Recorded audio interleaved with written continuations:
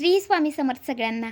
आज आम्ही 5 दिवसानंतर घरी जात होतो। सकाळी ट्रेनमध्ये इडली आणि उडीद वडा नाश्त्याला घेतला होता। दुपारच्या जेवणाला धारवाडमधून स्नेहलताईंच्या आईने डबा आणला होता। ट्रेन थांबल्यावर त्यांनी आम्हाला डबा दिला। ट्रेनमध्ये जेवण चांगलं मिळेल नाही मिळेल म्हणून दरवाजात उभं राहून गाणी करावी म्हटलं तर रेंज अजिबात येत नव्हती। हे वातावरण बघून घरी जायची इच्छा होत नव्हती। शेवटी आमचं स्टेशन जवळ आलं तेव्हा हे भाऊ परत कधी असा दिवस येईल म्हणून बोलत बसले होते।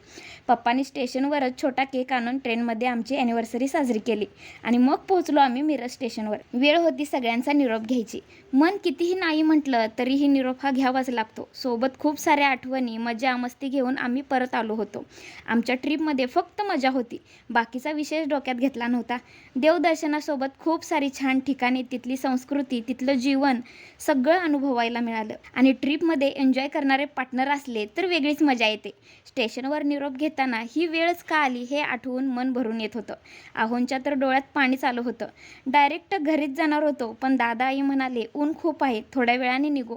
मग दादा मिरजेत थांबले आणि आम्ही आलो माझ्या माहेरी, कारण भैया वहिनीने आमच्या ॲनिव्हर्सरीला केक आणला होता। त्याला किती नाही म्हटलं तरी तो काही ऐकायला तयारच नव्हता। मंडळी, एकीकडे काही मुलींच्या माहेरात त्यांना पाहिजे ती किंमत मिळत नाही, आई वडिलांनंतर भाऊ बघत नाहीत अशी ओरड आपल्याला ऐकायला मिळते। पण ह्या अशा काळात मला मात्र माझा भाऊ कधीच अंतर देत नाही। मग त्याचं मन मला कसं मोडता येईल? आणि जिथे आपल्याला एवढं महत्त्व देतात तर का आपण त्या माणसांना दूर करायचे? मस्तपैकी केक कापून घेतला, सगळ्यांचा आशीर्वाद घेतला आणि योगायोगाने आमच्या आजी सासूही इथेच होत्या। सेलिब्रेशन करून आम्ही निघालो।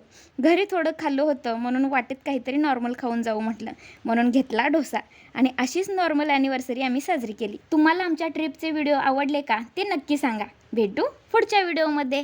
श्री स्वामी समर्थ।